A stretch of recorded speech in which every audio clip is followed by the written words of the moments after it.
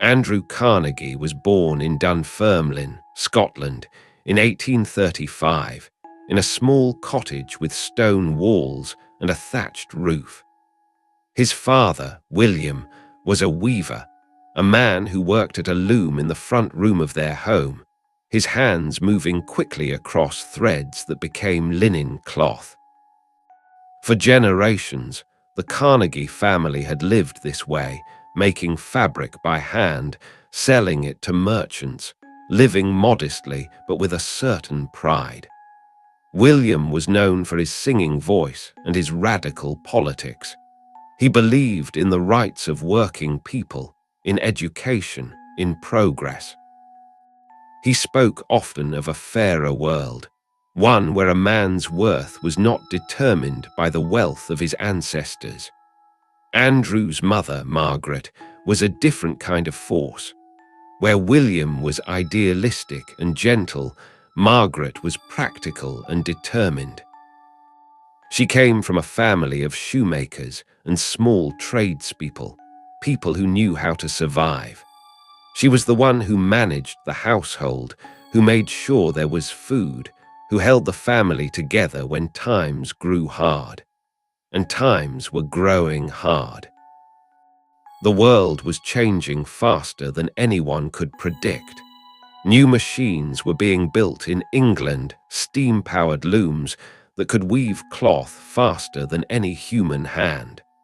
Factories were rising in the cities, and the demand for hand-woven fabric was disappearing. William Carnegie found himself with less and less work. He would sit at his loom for hours, weaving cloth that no one wanted to buy. The family's income dwindled. They borrowed money. They sold what little they had. And still, it was not enough. Margaret watched her husband grow quieter, his confidence fading. She saw her two young sons, Andrew and his younger brother Tom, and she understood that staying in Scotland meant watching them grow up in poverty with no way out. She began to think of America, that distant place where her sisters had already gone, where land was cheap and work was said to be plentiful. It was not an easy decision. Leaving meant abandoning everything familiar, crossing an ocean with no promise of return. But Margaret was not one to wait for circumstances to improve on their own. In 1848, when Andrew was 12 years old, the Carnegie family sold what remained of their possessions and boarded a ship bound for New York. The voyage took weeks. The family traveled in steerage, the cheapest passage, crowded below deck with hundreds of other emigrants. The air was thick and stale. People were sick. Children cried. Andrew, small for his age, spent much of the journey on deck when he could, watching the endless grey water, imagining what lay ahead. When they arrived in New York, the city was overwhelming. Buildings stretched higher than anything Andrew had seen. The streets were crowded with people speaking languages he did not recognize. The noise was constant, but they did not stay. Margaret's sisters were in Allegheny, a town near Pittsburgh in western Pennsylvania, and that was where the family headed. They traveled by canal boat and rail, moving slowly west through a landscape that seemed impossibly vast. Allegheny was smaller than New York, but no less intense. It sat along the river, just across from Pittsburgh, and both towns were filling with the smoke and sound of industry. Factories were being built, railroads were expanding, the air smelled of coal. This was the edge of something, a place where the old world of farms and handcraft was giving way to machines and speed and iron. The Carnegie family moved into a small house in a working-class neighborhood. William tried to find work, but his skills as a weaver were nearly useless here. It was Margaret who found ways to bring in money, taking in sewing, binding shoes, doing whatever work she could find. Andrew, at 12, was sent to work. There was no question of school, not now. The family needed every bit of income they could gather. His first job was in a cotton mill, a dark, deafening place where he worked 12 hours a day, 6 days a week. His task was to tend a steam engine in the basement and to dip spools of thread into oil. The work was repetitive and exhausting. The room was hot and filled with the noise of machinery. He earned $1.20 a week. He was not unhappy, not exactly. He was doing what was necessary. But he was aware, even then, that this was not the life he wanted. He had been raised on stories of progress and possibility. His father had taught him to read early, and in Scotland, Andrew had attended school, learning history and poetry. He had a quick mind and a fierce memory. He could recite long passages from books he had read only once. And now he was standing in a basement, watching a steam engine, breathing air thick with lint and oil. His next job came through a family connection. A man named David Brooks, who knew Margaret's family, offered Andrew a position as a messenger boy for a telegraph office in Pittsburgh. The pay was better, $2.50 a week, and the work was different. Andrew would carry telegrams across the city, delivering messages to businesses and homes. It meant walking for miles each day, learning the streets, meeting people. He was good at it. He was fast and reliable, and he paid attention. The telegraph office became a kind of school for him. He watched the operators tapping out messages in Morse code, translating the clicks and pulses into words. He asked questions. He practiced in his spare moments. Before long, he had taught himself to operate the telegraph, and when one of the regular operators was absent, Andrew stepped in. He was 14 years old, and he had just learned a skill that would change his life. He began working as a telegraph operator, and the world opened up. Messages came in from distant cities, carrying news of politics, business, war, invention. Andrew read everything that passed through the office. He learned which industries were growing, which men were making fortunes, which technologies were shaping the future. He absorbed information the way others absorbed meals, and he began to see patterns, connections, opportunities. One of the men who noticed Andrew was Thomas Scott, a superintendent for the Pennsylvania Railroad. Scott was ambitious, smart, and rising quickly within the company. He needed someone to help him manage communication along the rail lines, someone quick and trustworthy. He hired Andrew as his personal telegrapher and assistant. Andrew was 17. Working for Scott meant entering a different world. The Pennsylvania Railroad was one of the largest and most powerful corporations in the country. It was more than a company. It was a system, a network of rails and stations and schedules that connected cities and moved goods and people across vast distances. Andrew traveled with Scott, learning how the railroad worked, how decisions were made, how money flowed. He watched Scott negotiate with politicians and businessmen. He saw how power operated, not through force, but through relationships, information, and timing. Scott treated Andrew almost like a son.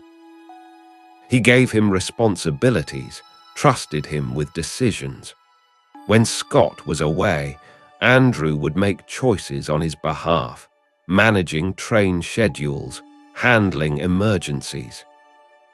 Once, when an accident blocked the main line, Andrew took it upon himself to clear the track and reroute the trains, sending telegrams in Scott's name without waiting for approval. It was bold, perhaps reckless, but it worked. The trains moved. The delays were minimized. Scott was impressed. Andrew learned something important from that moment. Initiative was rewarded. Waiting for permission was often the same as waiting for failure. The world moved quickly, and those who hesitated were left behind. Scott also taught Andrew about investment. He encouraged him to buy stock, to use his small savings to purchase shares in companies that were growing. Andrew was cautious at first. He had almost no money, and what he had came from long hours and careful saving. But Scott guided him, and Andrew bought his first shares in the Adams Express Company. It was a small investment, but it paid dividends. For the first time in his life, Andrew received money that he had not earned through labor. The check was for $10, and he stared at it for a long time, understanding what it meant. Money could work for you. Capital could grow on its own. This was the beginning of a shift in how Andrew thought about wealth. He had grown up watching his father work himself into exhaustion for almost nothing. He had spent his own childhood in mills and offices, trading his time for wages. But now he glimpsed another way. Ownership mattered more than labor. Investing mattered more than saving. The people who controlled industries made more than the people who ran them. He began investing wherever he could, often borrowing money to do so. He bought shares in railroad companies, in bridge-building firms, in iron manufacturers. Some of these investments failed. Others succeeded spectacularly. He was learning to read markets, to see which industries were essential, which technologies were about to become indispensable. One of his most important investments came in 1856 when he put money into the Woodruff Sleeping Car Company. Railroads were expanding rapidly, and passengers were traveling longer distances. The idea of a comfortable sleeping car seemed obvious in hindsight, but at the time it was new. Andrew saw the potential and invested. The sleeping cars became widely adopted, and Andrew's shares became valuable. He was 21 years old and making more from his investments than from his salary. But he did not leave the railroad, not yet. He continued working for Scott, rising within the company. When Scott was promoted, Andrew took over his position, becoming superintendent of the Pennsylvania Railroad's Western Division. He was responsible for hundreds of miles of track, dozens of trains, thousands of employees. He was not yet 25. The work was demanding. Accidents were common. Equipment failed. Weather caused delays. Labor disputes erupted. Andrew handled it all with a combination of efficiency and charm. He had a gift for managing people, for making them feel valued even as he pushed them hard. He was small in stature, with reddish hair and bright eyes, and he spoke with a faint Scottish accent that never quite disappeared. People tended to underestimate him at first, and he used that to his advantage. He was also building a network. He met industrialists, bankers, politicians. He learned their interests, their ambitions. He made himself useful. He was always ready with information, with a favor, with a connection.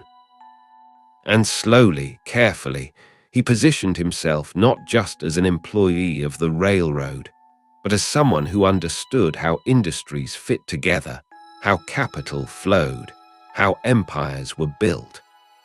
During the Civil War, Andrew was called to Washington to help manage military railroads and telegraphs. The Union needed to move troops and supplies quickly, and the railroads were essential. Andrew worked under Secretary of War Edwin Stanton, coordinating transportation across the northern states. He saw the war up close, the chaos and the scale of it. He also saw how much money could be made from government contracts, how fortunes were being built by those who supplied the military with iron, steel, cloth, weapons. The war was a tragedy, but it was also an engine of industrial growth. When the war ended, Andrew resigned from the railroad. He was 30 years old, and he had enough money from his investments to take a risk. He decided to focus entirely on business, specifically on iron. Iron was the material of the age. It was used for rails, for bridges, for buildings, for machines. Demand was growing faster than supply. Andrew had spent years watching the railroad industry, and he understood something crucial. Whoever controlled the production of iron would control the infrastructure of the country. He started small, investing in iron mills, forming partnerships, buying shares in companies that produced rails and beams. He was not an engineer or a metal worker. He did not invent new processes or design new machines. His skill was different. He understood markets.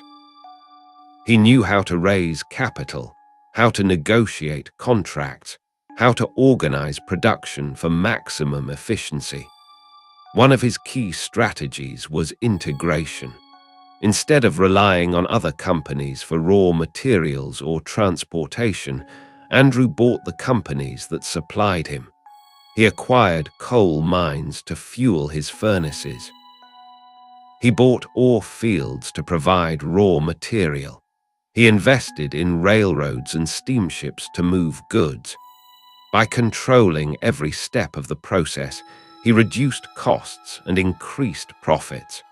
It was not a new idea, but Andrew executed it more thoroughly than almost anyone else. He also believed in investing in the best technology. When a new process for making steel was developed in England, called the Bessemer process, Andrew immediately saw its importance. Steel was stronger and more versatile than iron, but it had been expensive to produce. The Bessemer process changed that, using blasts of air to remove impurities from molten iron, turning it into steel quickly and cheaply. Andrew traveled to England to see the process firsthand. He studied it, asked questions, and then returned to America determined to build a steel mill using this method. In 1875, he opened the Edgar Thomson Steel Works near Pittsburgh. It was named after the president of the Pennsylvania Railroad, a deliberate gesture to secure future contracts. The mill was designed for efficiency. Every detail was planned to reduce waste and increase output.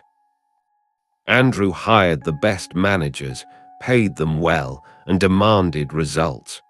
He measured everything, tracked costs obsessively, and pushed his workers and his machines to their limits. The mill succeeded beyond expectations. It produced steel rails faster and cheaper than any competitor. Orders flooded in. The railroads were expanding across the continent, and they needed rails by the millions. Andrew's mill provided them. Within a few years, the Edgar Thomson Works became one of the most profitable steel mills in the world. Andrew did not stop there. He built more mills, acquired more companies, expanded into new products. He produced steel for bridges, for buildings, for ships. His name became synonymous with American steel. He was no longer just a businessman. He was an industrialist, one of the men shaping the physical landscape of the nation. But success came with costs. The steel industry was brutal. The work was dangerous, the hours long, the conditions harsh. Men died in accidents. Others were injured and discarded. Wages were low, and unions were met with resistance. Andrew believed in paying his managers well, but he was less generous with his workers. He saw labor as a cost to be minimized, and he resisted efforts to organize or demand better conditions. In 1892, a violent strike erupted at his Homestead steel plant. Workers, angered by wage cuts and poor conditions, walked off the job. Andrew was in Scotland at the time, and he left the handling of the strike to his partner, Henry Clay Frick. Frick was ruthless. He brought in strikebreakers and hired private security forces from the Pinkerton Agency. A battle broke out between the Pinkertons and the workers. Men were killed on both sides. The state militia was called in, and the strike was eventually broken. Andrew was criticized for the violence, though he tried to distance himself from the decisions. He claimed he had not been involved, that Frick had acted on his own. But the public did not believe him. He was the owner. The responsibility was his. The Homestead strike damaged his reputation, and it marked a turning point in how he thought about his legacy. He had always believed in the idea of progress, in the notion that industry was improving the world. But now he began to wonder what kind of world he was building. He had more wealth than he could ever spend. He lived in a mansion, traveled in luxury, dined with presidents and kings. And yet, the men who worked in his mills lived in poverty, their lives shaped by forces they could not control. He started to think seriously about what he owed to society, about what wealth meant and what it was for.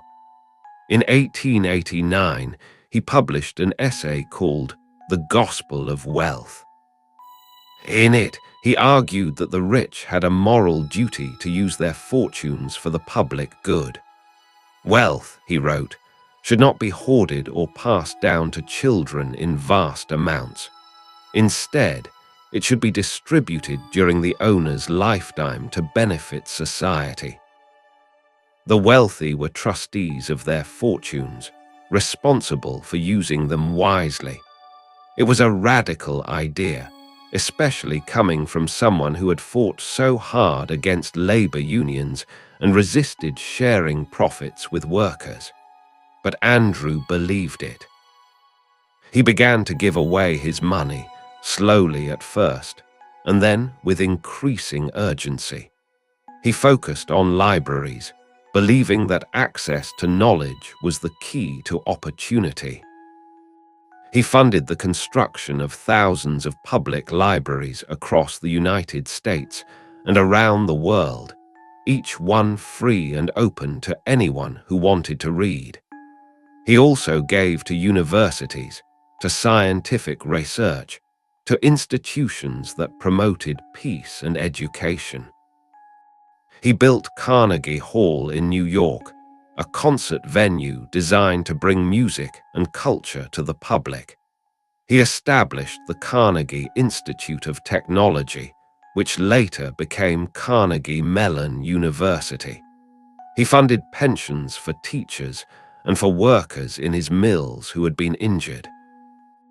By the time he sold his steel company to J.P. Morgan in 1901 for $480 million, Andrew was one of the richest men in the world, and he spent the rest of his life trying to give it all away. He did not do this quietly. He was public about his philanthropy, believing that others should follow his example. He wrote articles, gave speeches, and challenged his fellow millionaires to think beyond accumulation. He was not universally admired. Some saw his charity as an attempt to buy redemption, to wash away the blood and suffering that had built his fortune. Others argued that if he truly believed in fairness, he should have paid his workers more and avoided the violence of homestead. Andrew did not have good answers to these criticisms. He seemed genuinely torn, caught between the logic of capitalism that had made him wealthy and the moral instincts that told him wealth was not an end in itself. He spent his final years at his estate in Scotland, a castle he had purchased in the Highlands. He wrote his autobiography, reflecting on his life with a mixture of pride and doubt. He had risen from poverty to unimaginable wealth. He had helped build an industry that transformed the world. And yet, he could not entirely escape the question of whether it had been worth the cost. Andrew Carnegie died in 1919 at the age of 83. By then, he had given away more than $350 million, nearly his entire fortune. The libraries he built still stand. The institutions he funded still operate. His name remains attached to universities, concert halls, and foundations. He was a man of contradictions, someone who believed deeply in opportunity, and yet created conditions that denied it to many. He preached the gospel of wealth while presiding over an industry that ground men into exhaustion. He was generous and ruthless, idealistic and pragmatic, a product of his time and a force that shaped it. His story is not a simple one. It does not offer easy lessons or clear morals. It is the story of someone who saw the world changing and seized the possibilities that change created. It is the story of a boy who arrived in America with nothing and built an empire. And it is the story of a man who, at the end of his life, looked back and tried to make sense of what he had done, who tried to give back what he had taken, who tried to believe that his life had meant something beyond the accumulation of steel and gold. The mills are long quiet now, the furnaces cold. But the libraries remain, and in them, the quiet sound of pages turning, of people reading, of minds opening to ideas and possibilities. Perhaps that is the legacy Andrew Carnegie most wanted, the one that mattered more to him than any amount of wealth. And perhaps, in the end, that is enough. The boy who arrived in America carried almost nothing. A small bundle of clothes, a few books his father refused to leave behind, and the accent of Dunfermline that would mark his speech for the rest of his life. The ship that brought them across the Atlantic was called the Wiscasset, and it was not built for comfort. In the cramped space below deck, families huddled together, sharing what little food they had, breathing air that grew staler with each passing day. Andrew was not frightened, not exactly. He was curious. He stood on deck whenever he could, watching the horizon, imagining the country that lay beyond it. His mother stood beside him sometimes, her face set in that expression he knew well. Determination mixed with worry. Margaret Carnegie had made the decision to leave Scotland, and she carried the weight of that choice. If America did not offer what they needed, there would be no going back. They had sold everything. There was nothing to return to. When they finally reached New York Harbor, the city rose before them like a vision from another world. Buildings taller than anything in Dunfermline. Ships from every nation crowded the docks. The noise was overwhelming, a constant din of voices, wagon wheels, hammers, bells. Andrew tried to take it all in, to memorize every detail, but there was too much. The family moved quickly through the chaos, guided by relatives who had come before them, and within days they were traveling west, toward Pennsylvania, toward the rivers and the mills. Allegheny was not beautiful. It was functional, industrial, a place built for work rather than comfort. The streets were unpaved. The houses were small and packed close together. Smoke from the factories drifted across the neighborhoods, and the smell of coal was constant. But there was energy here, a sense that things were happening, that the future was being built in real time. William Carnegie tried to find work as a weaver, but there was little demand for his skills. The factories wanted workers who could tend machines, not craftsmen who worked with their hands. He took what jobs he could find, but it was Margaret who kept the family afloat. She took in sewing, bound shoes, did laundry for wealthier families. She worked from before dawn until late at night, and she never complained, at least not where the children could hear. Andrew understood, even at 12, that his childhood was over. There would be no more school, no more afternoons spent reading in the cottage in Dunfermline. The family needed money, and he was old enough to earn it. His first job was in a cotton factory, a place called Blackstock's. The building was dark and loud, filled with the constant roar of machinery. His job was to work in the basement, tending a small steam engine that powered the equipment above and dipping bobbins into vats of oil. He worked 12 hours a day, 6 days a week. The pay was $1.20 a week. The work was not difficult, but it was monotonous. The same tasks, repeated endlessly, in a room that was always too hot and too loud. Andrew's hands grew calloused. His clothes became stained with oil. He came home exhausted, barely able to eat before falling asleep. But he did not think of himself as trapped. He saw this as temporary, a step on a path that would lead somewhere better. He had been raised on stories of progress, of men who rose through their own efforts. His father had taught him to believe in education, in self-improvement, in the idea that a person's worth was not determined by their birth. Andrew held onto those beliefs even as he stood in the basement of a cotton mill, watching steam rise from an engine. His mother saw the toll the work was taking on him. She began looking for something better, and she found it through a family connection. A man named David Brooks, who knew Margaret's relatives, needed a messenger boy for a telegraph office in Pittsburgh.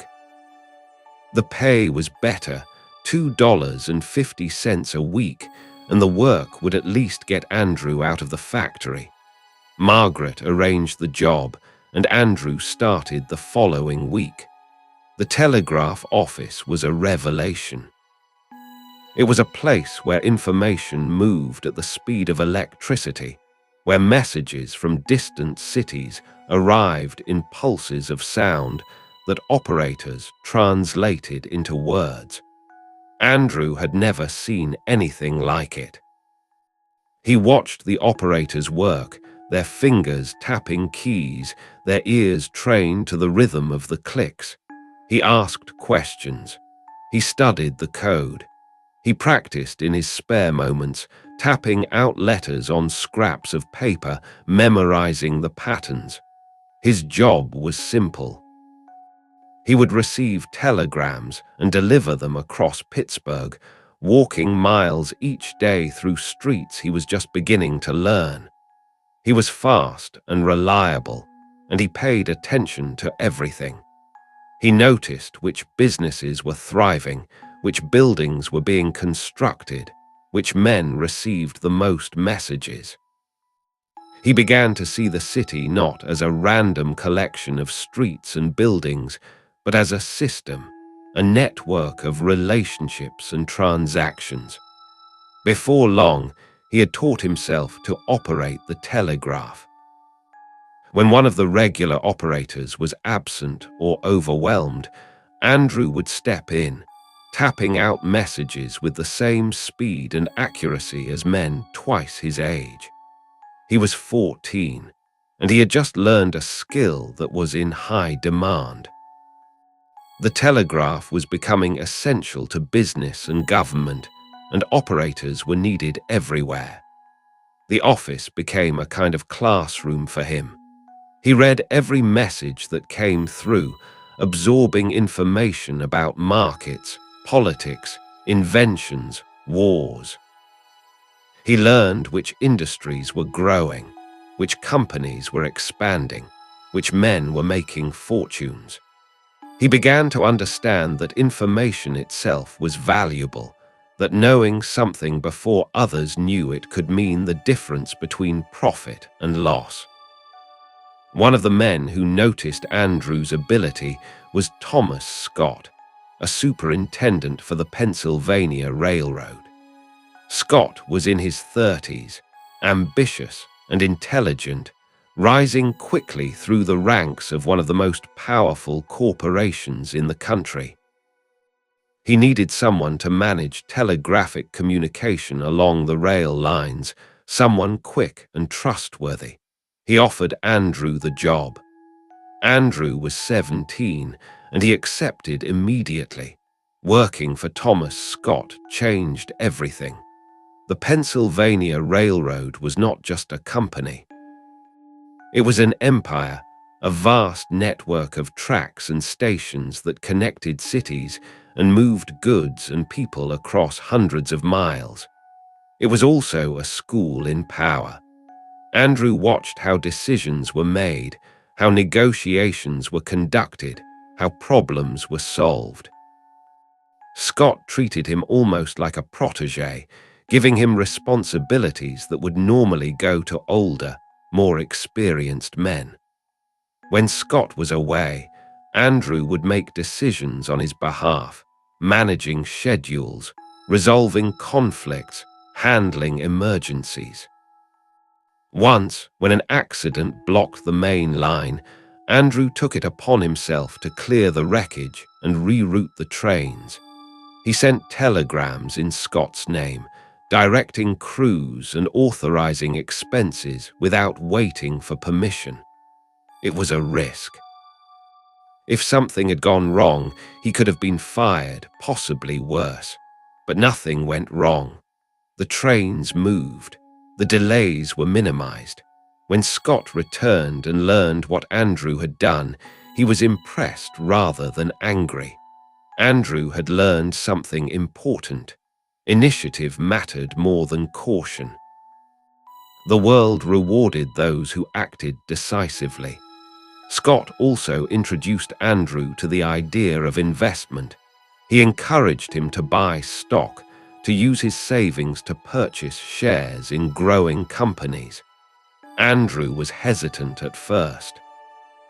He had almost no money, and what he had come from years of careful saving. But Scott guided him, explaining how dividends worked, how capital could grow without labor. Andrew bought his first shares in the Adams Express Company, a freight and delivery service that was expanding with the railroads. It was a small investment, but it paid dividends. A few months later, Andrew received a check for $10. He stared at it for a long time, understanding what it represented. This was money he had not earned through work. It was money that came from ownership, from capital. It was money that worked for him while he slept. This was the seed of a different way of thinking. Andrew had grown up watching his father labor for almost nothing, spending his days at a loom that produced cloth no one wanted. He had spent his own childhood in mills and offices, trading his time for wages. But now he glimpsed another path. Ownership mattered more than labor. Investing mattered more than saving. The people who controlled industries made more than the people who ran them. He began investing wherever he could, often borrowing money to do so. He bought shares in railroad companies, in bridge-building firms, in iron manufacturers. Some of these investments failed. Others succeeded spectacularly. He was learning to read markets, to see which industries were essential, which technologies were about to become indispensable. He made mistakes, lost money, but he learned from each failure. And slowly, his investments began to grow. One of his most important early investments came in 1856, when he put money into the Woodruff Sleeping Car Company. The idea was simple. Railroads were expanding rapidly, and passengers were traveling longer distances. Sitting upright in hard wooden seats for hours or days was exhausting. A sleeping car with berths where passengers could lie down seemed like an obvious improvement. George Pullman would later become famous for a similar design, but Andrew invested in Woodruff's version first. He saw the potential immediately. Comfort was something people would pay for, and the railroads would adopt any innovation that attracted more passengers. The sleeping cars were installed on major lines, and Andrew's shares became valuable. He was 21 years old and making more from his investments than from his salary. But he did not leave the railroad. Not yet. He continued working for Scott, rising within the company. When Scott was promoted to vice president, Andrew took over his position, becoming superintendent of the Pennsylvania Railroad's Western Division. He was responsible for hundreds of miles of track, dozens of trains, thousands of employees. He was not yet 25 years old. The work was immense. Railroads were dangerous. Accidents were common. Bridges collapsed. Trains derailed. Equipment failed. Weather caused delays. Labor disputes erupted. Andrew handled it all with a combination of efficiency and charm. He had a gift for managing people, for making them feel valued even as he pushed them to work harder. He was small in stature, barely 5.5 feet tall, with reddish hair and bright, intense eyes. He spoke quickly, with an accent that marked him as foreign, and he had a tendency to smile even when delivering bad news. People underestimated him at first, but they learned quickly. He was also building a network. He met industrialists, bankers, politicians. He learned their interests, their ambitions, their weaknesses. He made himself useful. He was always ready with information, with a favor, with a connection. He cultivated relationships deliberately, understanding that success in business was as much about who you knew as what you knew. He attended dinners, joined clubs, wrote letters. He was charming without being obsequious, ambitious without being threatening. People liked him, or at least they found him useful, which in business was often the same thing. During the Civil War, Andrew was called to Washington to help organize military railroads and telegraphs. The Union needed to move troops and supplies quickly, and the existing infrastructure was inadequate. Andrew worked under Secretary of War Edwin Stanton, coordinating transportation across the northern states. It was chaotic, demanding work. The military was not efficient. Bureaucracy slowed everything. But Andrew was good at cutting through complications, at finding solutions that worked even if they were not elegant. He saw the war up close, the scale of it, the machinery of death and logistics. He also saw how much money was being made. Government contracts were lucrative. Fortunes were being built by those who supplied the military with iron, steel, cloth, weapons. The war was a tragedy, but it was also an engine of industrial growth. When the war ended, Andrew resigned from the Pennsylvania Railroad. He was 30 years old, and he had saved and invested enough to take a risk. He decided to focus entirely on business, specifically on iron and steel. He had spent years watching the railroad industry, and he understood something fundamental. Railroads needed rails. Rails were made of iron, and soon they would be made of steel. Bridges were made of iron. Buildings were beginning to use iron frames. Demand was growing faster than supply, and prices were high. Whoever controlled the production of iron would control the infrastructure of the country. He started by investing in iron mills, forming partnerships, buying shares in companies that produced rails and beams. He was not an engineer. He did not invent new processes or design new machines. His skill was different. He understood markets.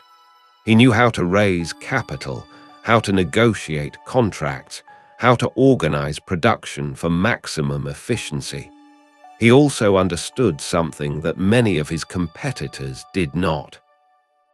Integration was the key to profitability. Instead of relying on other companies for raw materials or transportation, Andrew began buying the companies that supplied him. He acquired coal mines to fuel his furnaces. He bought iron ore fields to provide raw material. He invested in railroads and steamships to move goods. By controlling every step of the process, from mining the ore to delivering the finished product, he could reduce costs and increase profits. Economists would later call this vertical integration, but Andrew simply called it common sense. He also believed in investing in the best technology available. When he heard about a new process for making steel developed in England by Henry Bessemer, Andrew immediately understood its importance. Steel was stronger than iron, more versatile, more durable. But it had always been expensive to produce, made in small batches through slow, labor-intensive methods. The Bessemer process changed that. It used blasts of air to remove impurities from molten iron, turning it into steel quickly and cheaply. The process was dramatic.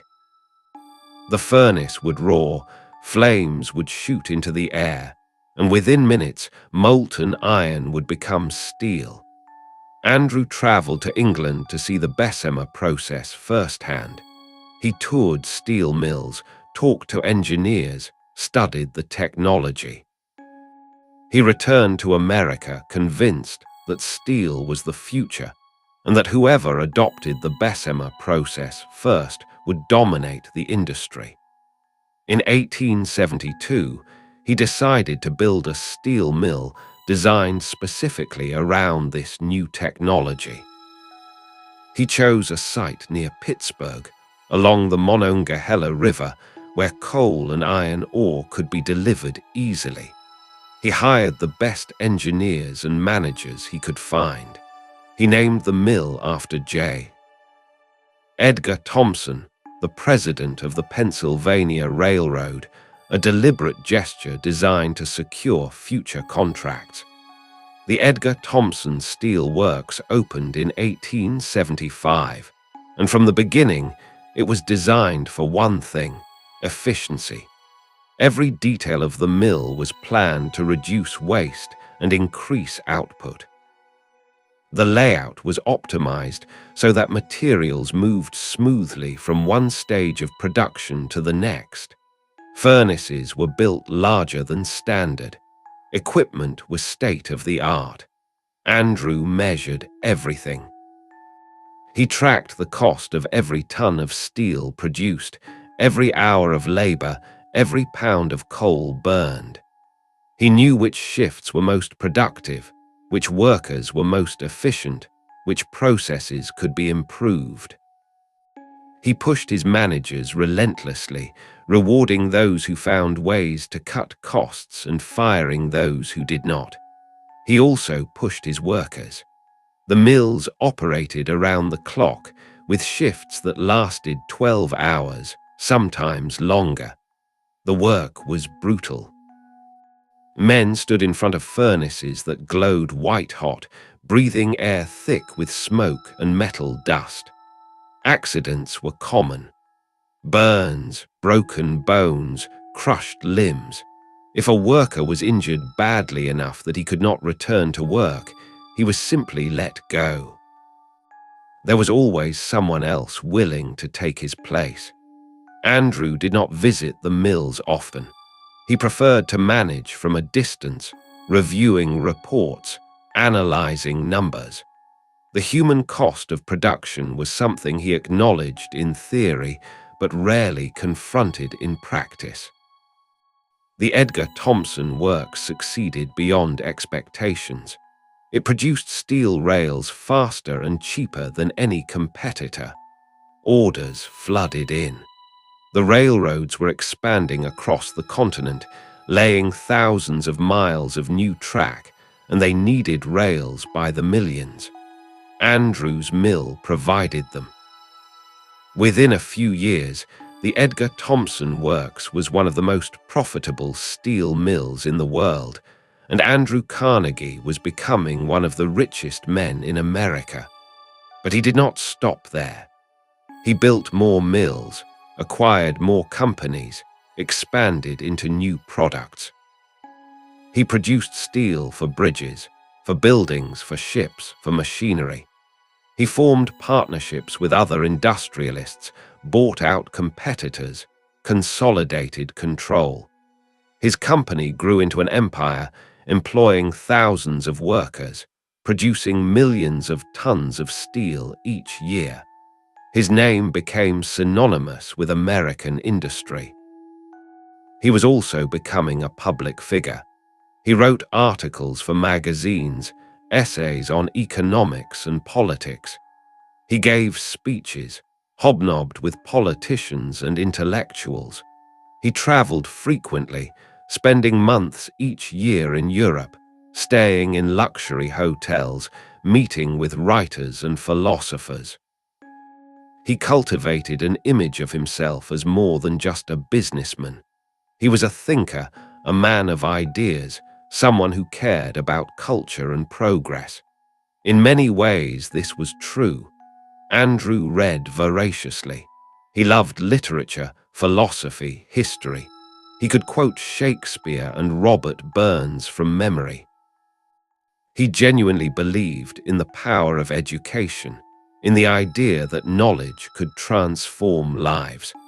But there was also a contradiction at the heart of his life. He preached the value of learning while running mills where workers had no time to read.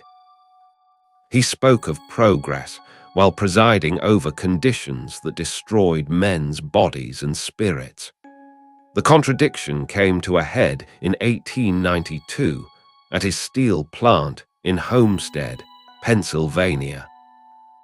The workers at Homestead had formed a union, the Amalgamated Association of Iron and Steel Workers, one of the strongest labor organizations in the country.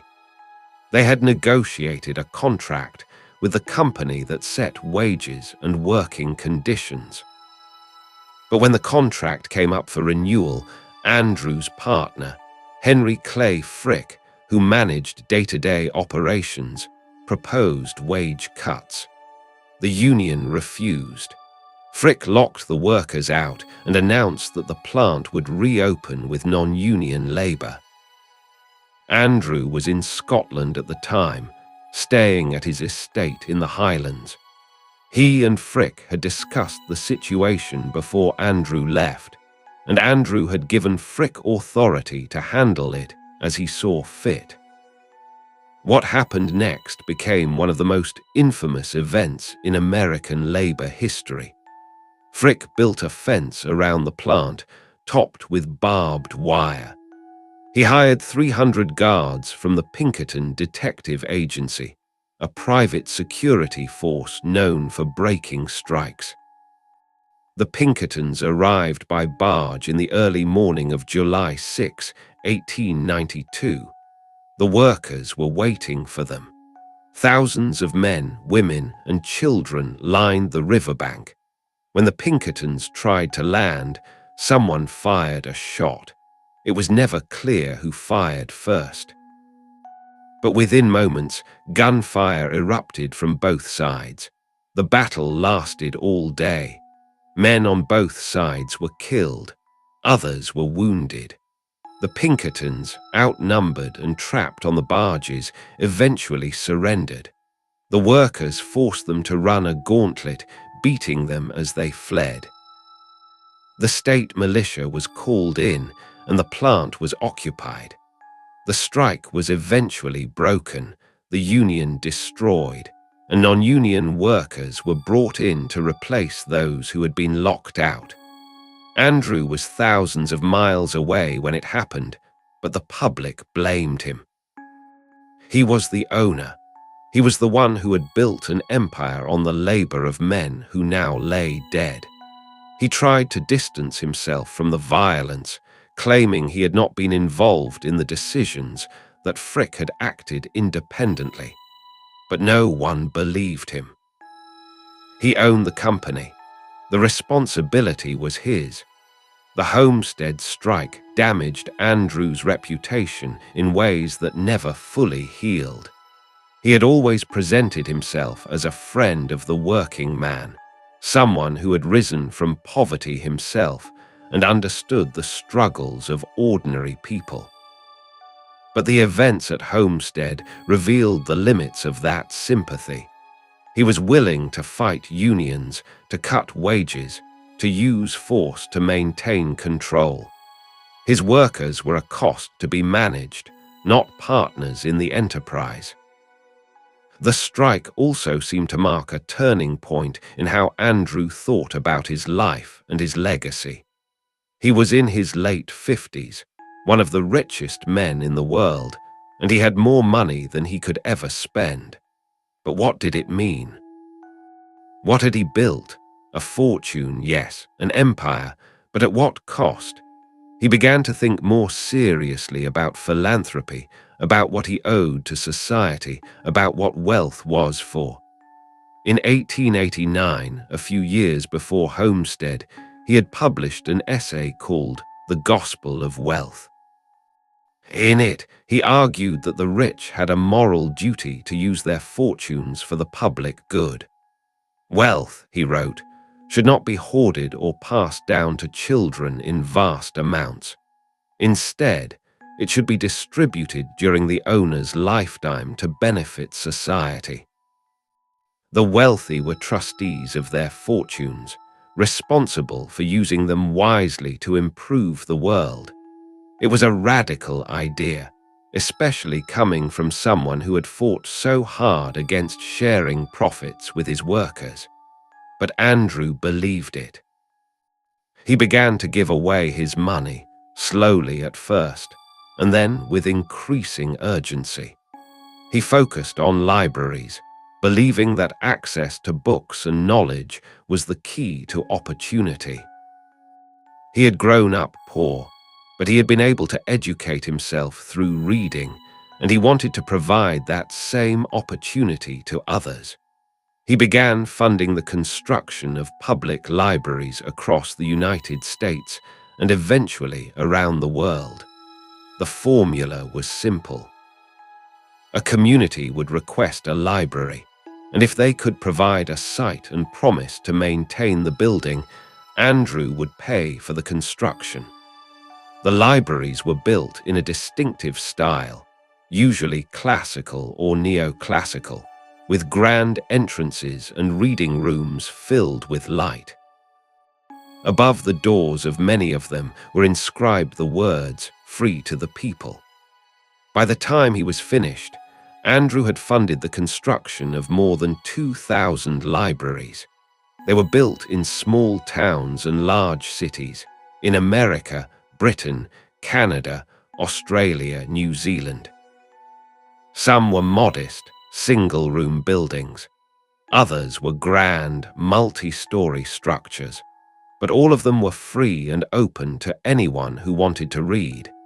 He also gave to universities, to scientific research, to institutions that promoted peace and education. He built Carnegie Hall in New York, a concert venue designed to bring music and culture to the public. He established the Carnegie Institute of Technology in Pittsburgh, which would later merge with the Mellon Institute to become Carnegie Mellon University. He funded the Carnegie Endowment for International Peace, hoping to prevent future wars through diplomacy and understanding. In 1901, he sold his steel company to J.P. Morgan for $480 million. Morgan was consolidating the steel industry, buying up competitors to create U.S. Steel, the first billion-dollar corporation in American history. Andrew's company was the largest and most profitable of the mills Morgan acquired, and Andrew drove a hard bargain. When the deal was finalized, Morgan reportedly shook Andrew's hand and said, "Congratulations, Mr. Carnegie, you are now the richest man in the world." Andrew did not keep the money. He spent the rest of his life trying to give it all away. He was methodical about it, as methodical as he had been about making money. He hired staff to evaluate requests to research institutions to ensure that his donations were used effectively. He gave to causes he believed in: education, culture, science, peace. He wrote articles and gave speeches urging other wealthy men to follow his example. Not everyone admired his philanthropy. Some saw it as an attempt to buy redemption, to wash away the blood of Homestead, to erase the suffering of the men who had worked in his mills. Others argued that if he truly believed in fairness and opportunity, he should have paid his workers better wages and avoided the violence altogether. Andrew did not have good answers to these criticisms. He seemed genuinely conflicted, caught between the logic of capitalism that had made him wealthy and the moral instincts that told him wealth was not an end in itself. He spent his final years largely in Scotland, at Skibo Castle, an estate he had purchased in the Highlands. It was a grand property, with gardens and grounds overlooking a loch. He had always loved Scotland, and in some ways, returning there was a way of closing the circle of his life. He had left as a poor boy and returned as one of the richest men in the world. He wrote his autobiography, published in 1920, a year after his death. It was a curious document, both proud and wistful. He described his rise from poverty to wealth, his friendships with powerful men, his travels and adventures. But he also reflected on his failures, his regrets, the things he wished he had done differently. He wrote about Homestead with evident pain, though he never fully accepted responsibility. He wrote about his workers with a kind of abstract sympathy, as if they were characters in a story rather than people whose lives he had shaped. Andrew Carnegie died on August 11, 1919, at his summer home in Lenox, Massachusetts. He was 83 years old. By the time of his death, he had given away more than $350 million, nearly 90% of his fortune. The remainder went to his wife, Louise, and his daughter, Margaret. His funeral was private, attended by family and a few close friends. There were no grand public ceremonies, no speeches from presidents or kings. He had requested simplicity, and his wishes were honored. He was buried in Sleepy Hollow Cemetery in New York, in a plot he had purchased years earlier.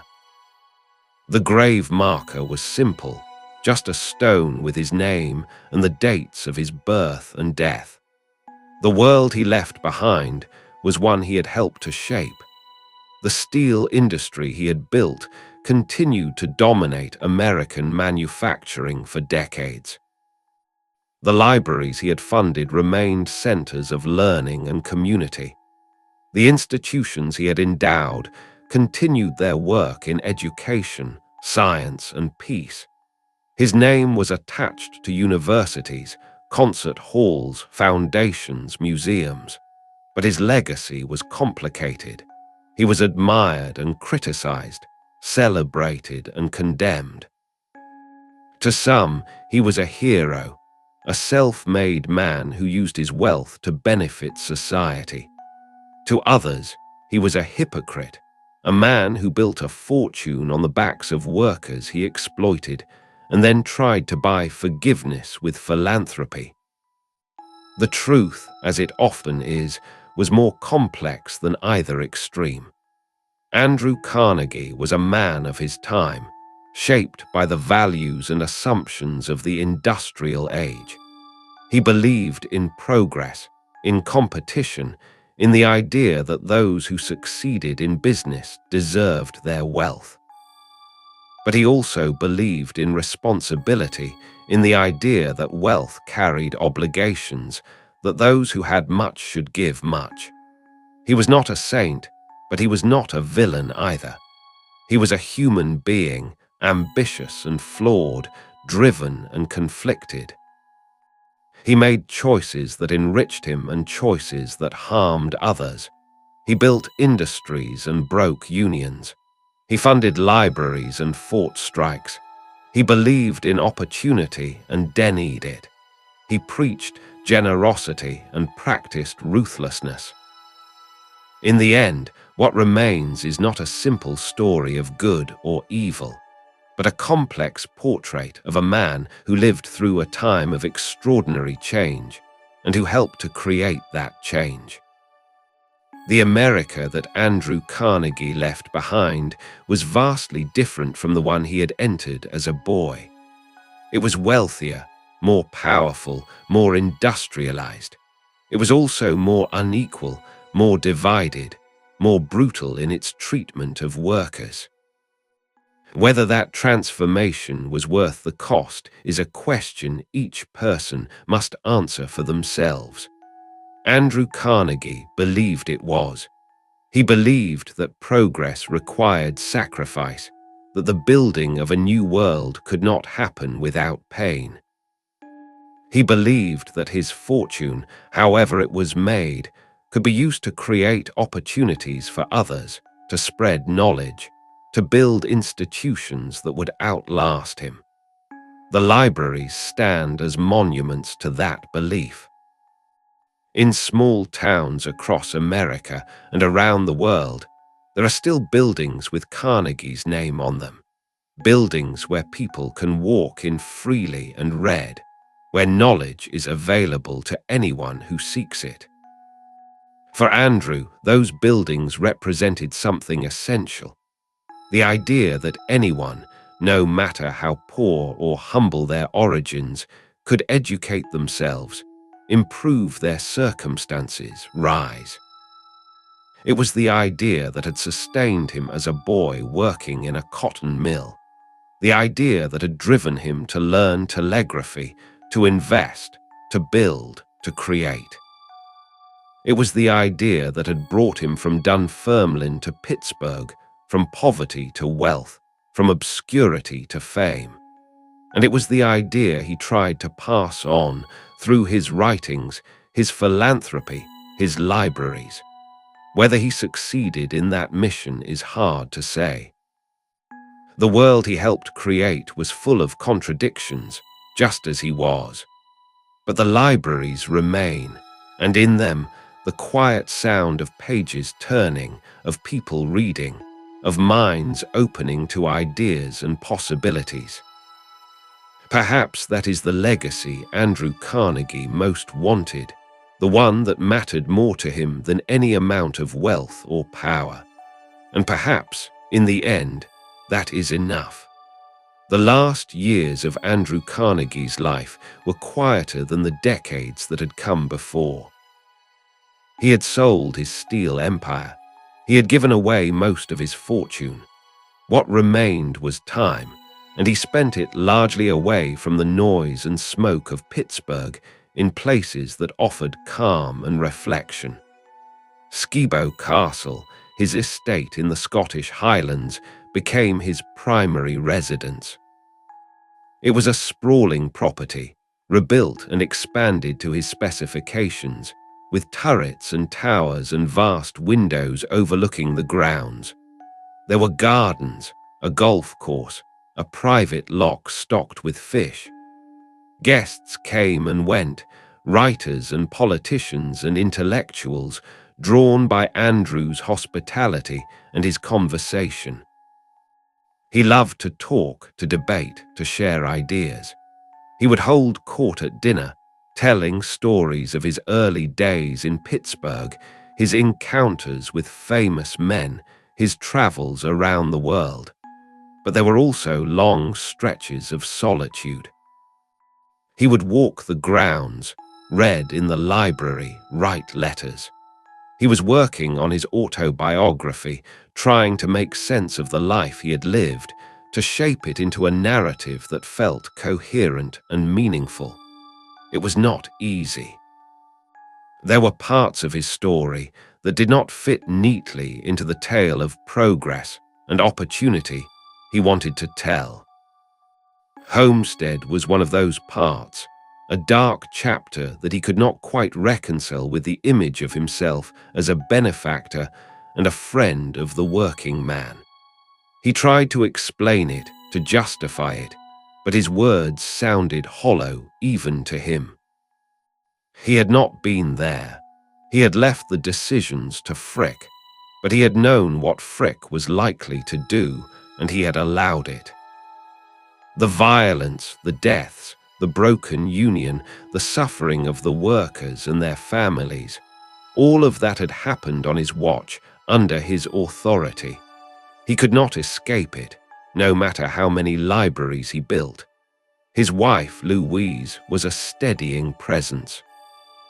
They had married in 1887, when Andrew was 51 and Louise was 30. She was the daughter of a New York merchant, well-educated, cultured, and much younger than Andrew.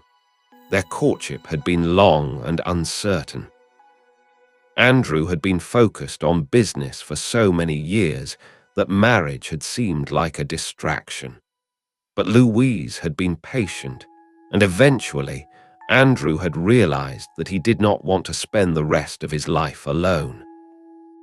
They had one child together, a daughter named Margaret, born in 1897 when Andrew was 62. He doted on her, perhaps more than was wise. She was the center of his world in his later years, and he indulged her every whim. He had never had children before, and he seemed determined to give her everything he had lacked as a boy: security, education, comfort, freedom. Louise managed the household, hosted the guests, and provided the social graces that Andrew sometimes lacked. She was diplomatic where he was blunt, calm where he was excitable. She also shared his commitment to philanthropy, and together they worked on the distribution of his fortune. She helped him decide which causes to support, which institutions to fund, which requests to decline.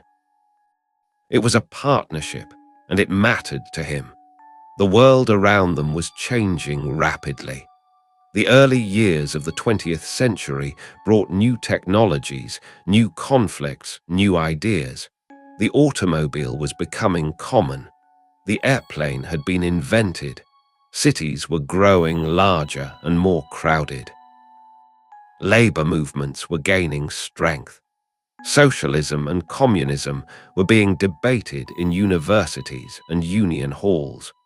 The old certainties of the Victorian age were crumbling, and a new, more uncertain world was taking shape. Andrew watched these changes with a mixture of fascination and concern.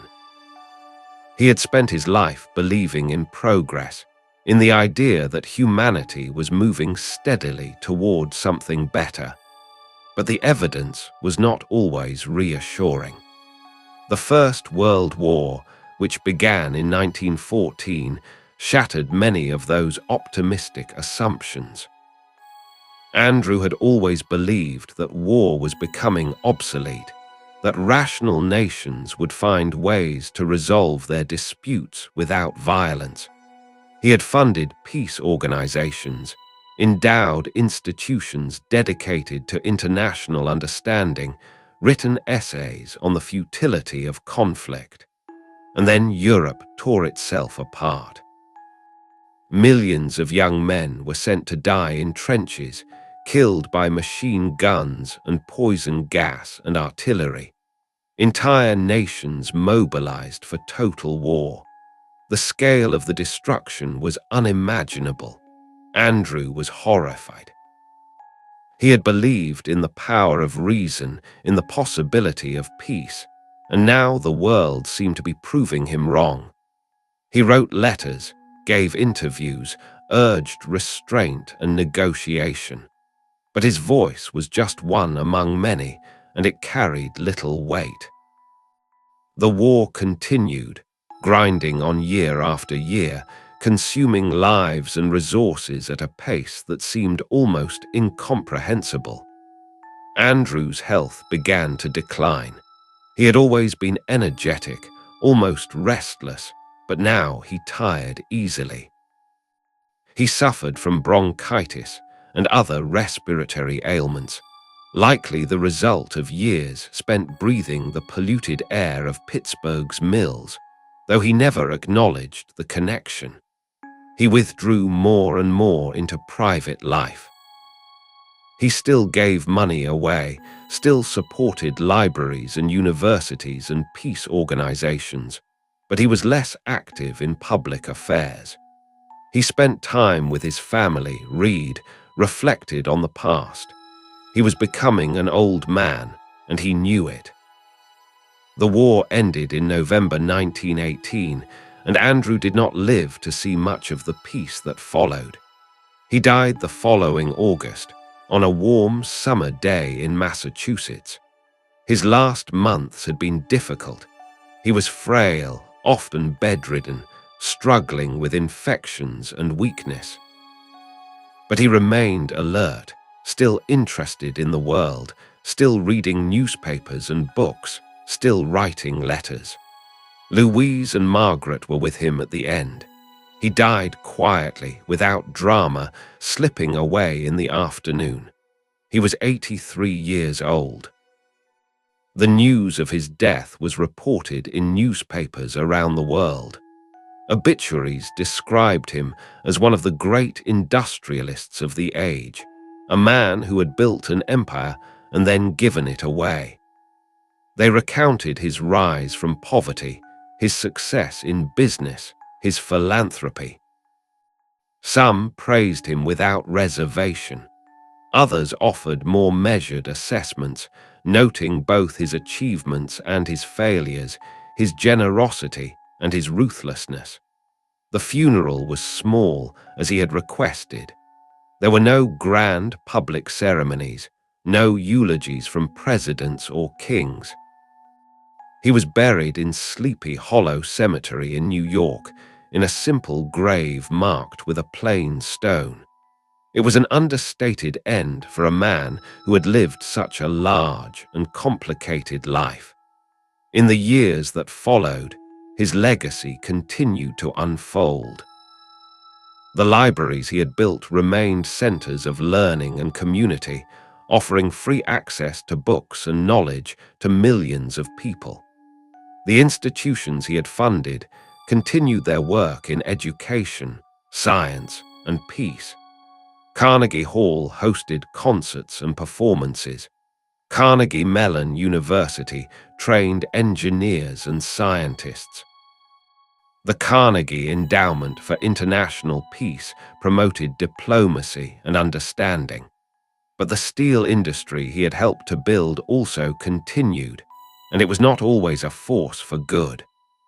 The mills still operated, still employed workers, still produced the steel that built skyscrapers and bridges and machines. But the conditions in those mills remained harsh, the work dangerous, the wages low. Unions continued to fight for better treatment, and companies continued to resist. The struggles that had erupted at Homestead did not end with Andrew's death. They continued for decades, shaping the labor movement, influencing politics, defining the relationship between workers and owners. Andrew's name remained attached to all of it, the good and the bad, the libraries and the mills, the philanthropy and the violence. He became a symbol, used by different people to make different arguments. To some, he was proof that the American dream was real, that anyone could rise through hard work and determination. To others, he was proof that the system was rigged, that fortunes were built on exploitation, that no amount of charity could erase the harm done in the pursuit of wealth. The truth, as always, was more complicated. Andrew Carnegie was a man of contradictions, someone who believed deeply in progress and education, yet benefited from a system that caused suffering for many. He was driven, ambitious, and often hard, but also thoughtful, reflective, and sincere in his belief that wealth carried moral responsibility. He could be generous without being gentle, idealistic without always being just. In the end, Carnegie's life told a larger story about his age, an era of rapid industrial growth, immense inequality, and bold ideas about improvement and reform. He did not resolve all those tensions, but he forced the world to confront them. His steel helped build the modern world, and his libraries helped educate it. Long after his death, people continued to debate his choices, but they also continued to benefit from what he left behind. Andrew Carnegie did not leave a simple legacy, but he left a lasting one, a reminder that power can create, wealth can give, and purpose, however imperfectly pursued, can shape history.